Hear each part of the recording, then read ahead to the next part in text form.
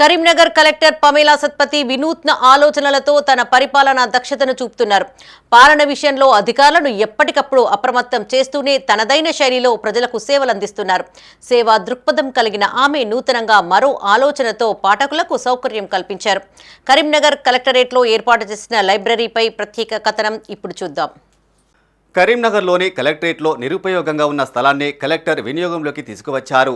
తన ఆలోచనతో అక్కడ కరీంనగర్ లైబ్రరీ పేరిట గ్రంథాలయాన్ని ఏర్పాటు చేశారు. నిత్యం వేలాది మంది సందర్శించే ప్రజల సౌకర్యార్థం గ్రంథాలయం ఏర్పాటు చేయడం పట్ల హర్షం వ్యక్తం చేస్తున్నారు. పోటీ పరీక్షలకు సిద్ధమవుతున్న అభ్యర్థులతో పాటు వేర్వేరు శాఖల పనుల నిమిత్తం కలెక్టరేట్కు వచ్చే వారికి ఇది సౌకర్యవంతంగా మారనుంది.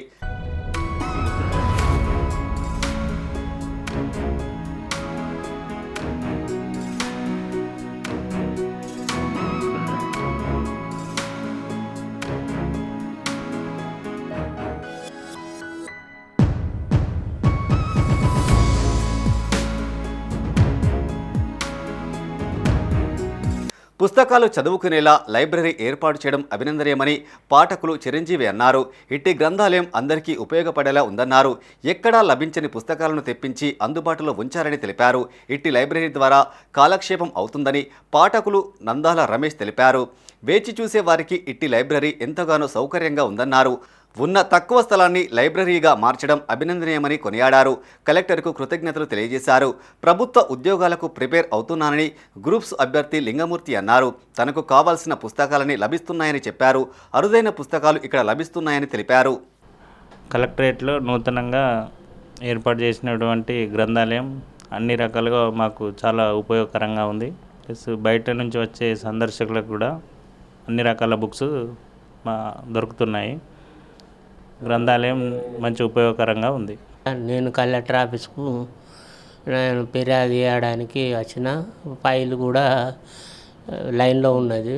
కాకపోతే ఏంటంటే ఈ కలెక్టర్ ఆఫీసు నూతనంగా కలెక్టర్ ఆఫీస్ కార్యాలయంలో లైబ్రరీ ఏర్పాటు చేయడం చాలా సంతోషం.